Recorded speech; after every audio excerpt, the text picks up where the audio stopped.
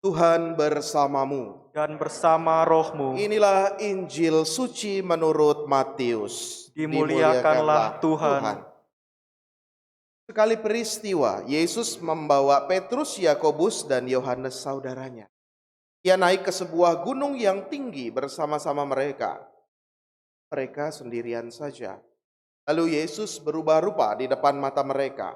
Wajahnya bercahaya seperti matahari, dan pakaiannya menjadi putih berkilau seperti cahaya.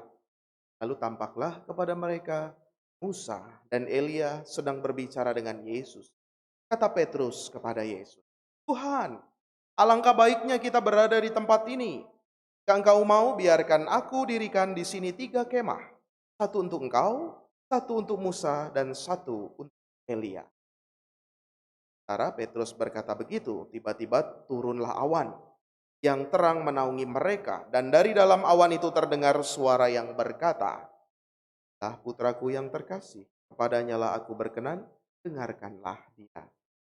Mendengar itu tersungkurlah murid-murid Yesus dan mereka sangat ketakutan. Lalu Yesus datang kepada mereka dan menyentuh mereka sambil berkata, "Berdirilah, jangan takut." Ketika mengangkat kepala, mereka tidak melihat seorang pun kecuali Yesus seorang diri.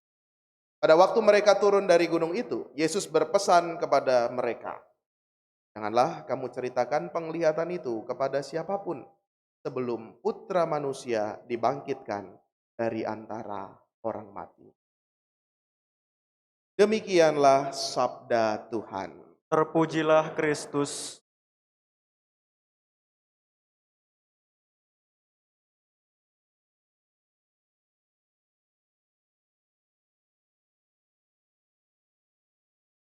Saudari-saudaraku yang terkasih, saya punya pertanyaan.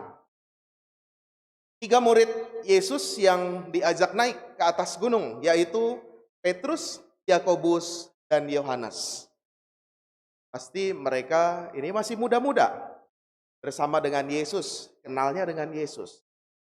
Tapi pertanyaannya begini, bagaimana Petrus, Yakobus, dan Yohanes itu bisa mengetahui bahwa Yesus itu menampakkan diri bercahaya bersama Musa dan Elia? Ada yang pernah berpikir begitu? Bagaimana mereka 3 murid ini tahu bahwa di sana ada Yesus. Yesus mereka kenal. Bagaimana mereka tahu Musa dan Elia? Namanya tersebut loh. Musa dan Elia sedang berbicara dengan Yesus. Musa itu hidup jauh ribuan tahun sebelum para murid ini. Elia juga setelah puluhan tahun. Zaman dulu belum ada foto. Gimana caranya mereka bisa mengetahui bahwa itu yang bersama Yesus adalah Musa dan Elia? Ada yang tahu jawabannya? Ada yang tahu? Ya, karena nggak ada yang tahu juga. Karena apa? Karena kita yakin, ya. Kita punya keyakinan, kita punya iman bahwa sekali lagi bersama dengan Yesus pasti ada Roh Kudus. Dan kita ingat kalau gunung itu tempat yang suci, tempat di mana Yesus berdoa. Maka saya yakin kenampakan kemuliaan Tuhan ini, ya, kemuliaan, kenampakan Tuhan, transfigurasi, bercahaya, itu juga disertai dengan Roh Kudus.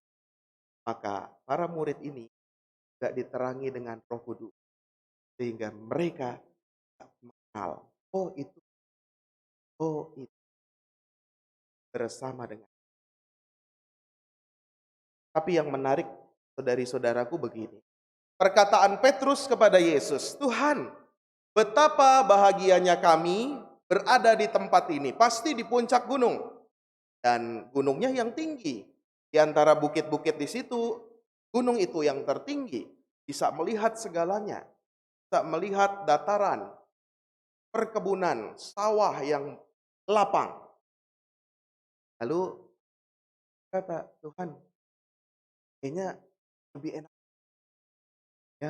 Ya, kami dirikan deh 3 kemah. Artinya kita tinggal di sini deh. Buat buat 3 kemah, satu buat engkau, satu untuk Musa, satu untuk kita. Udah kita di sini aja. Di atas gunung ini enak, bisa jaya, bisa menang, bisa mulia, dan lain sebagainya.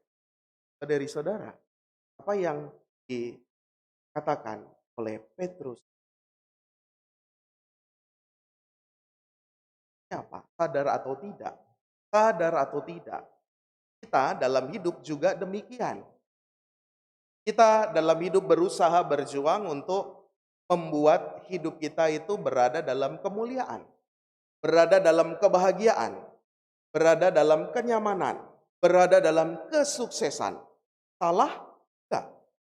Betul. Kita mau mulia, kita mau nyaman, kita mau sukses. Tapi sadar atau enggak, kadangkala kita berhenti. Dah, saya udah sukses, saya udah jaya. Pokoknya gimana caranya saya mempertahankan kesuksesan saya, kejayaan saya, kekuatan saya.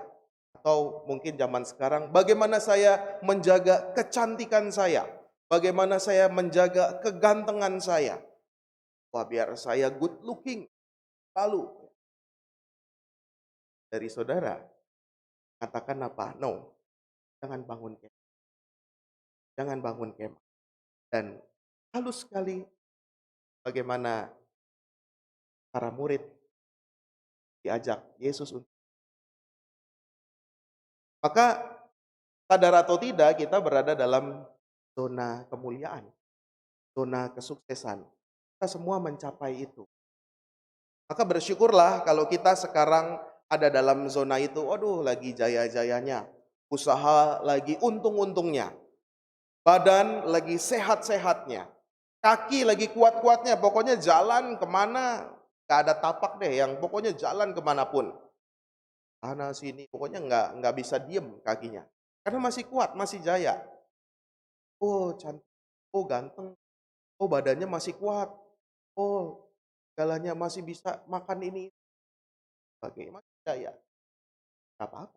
Tapi jangan lupa Yesus mengingatkan, mari kita juga persiapkan untuk masuk ke dalam zona perjuangan, zona sengsara, zona penderitaan. Ya turun gunung. Supaya ingat bahwa kita tidak selamanya mulia juga. Kita tidak selamanya ganteng juga. Kita tidak selamanya juga cantik. Udah mulai keriput-keriput dikit. Udah mulai loyo-loyo, ototnya udah mulai capek dan lain sebagainya. Ada masanya. Dan kita diajak untuk menerima itu. Yesus mengatakan, berdirilah. Jangan takut masuk dalam situasi-situasi yang. Kalau kita mulia, Paskah ya, kegembiraan lagunya kan mantep ya. Oh, hai di terpujilah Tuhan. Wah, nadanya juga mantep kalau mulia. Paskah bangkit ya. Kristus jaya, Kristus mulia. Wah, pokoknya mantep nyanyinya. Pur udah mempersiapkan. Tapi kita diingatkan juga bahwa dalam masa Prapaskah ini ada lagu-lagu juga yang membawa kita, mengingatkan kita ke zona perjuangan, zona penderitaan sengsara.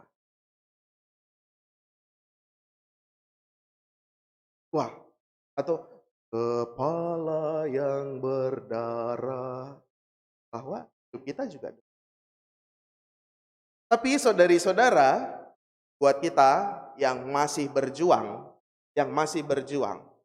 aduh Romo, nggak usah gitu, saya nih zonanya zona perjuangan terus Romo. Saya ini zonanya zona sengsara terus. Saya ini zonanya zona nggak enak terus Romo sekarang ini. Dalam bacaan pertama dan bacaan kedua dikatakan, Abraham, dia ikut Tuhan, taat, dan sampai berjanji. Gak mudah ya sampai ke tanah terjanji. Kuncinya taat. Bacaan kedua Paulus dan Timotius juga demikian. Mereka mewartakan kabar gembira, nggak mudah, dikejar-kejar, ditolak. Tapi mereka tetap setia, taat, dan akhirnya mereka merasakan sama. Yesus dimuliakan di atas gunung. mereka juga berjuang untuk naik ke atas gunung. Maka buat kita yang masih berjuang, rumo gunanya sementara terus. Setia, jangan takut, tetap berdiri, tetap taat pada kehendak Bapa. Sehingga apa? Sehingga kita pada saatnya nanti, saudari-saudara, kita berjuang bersama di masa prapaskah ini untuk senantiasa sadar juga bahwa ada zona perjuangan, zona penderitaan, zona usaha dan kerja keras yang harus kita usahakan. Dengan mati raga, berpantang, berpuasa, dan beramal. Kita hening sejenak, bersyukur atas kekuatan Tuhan.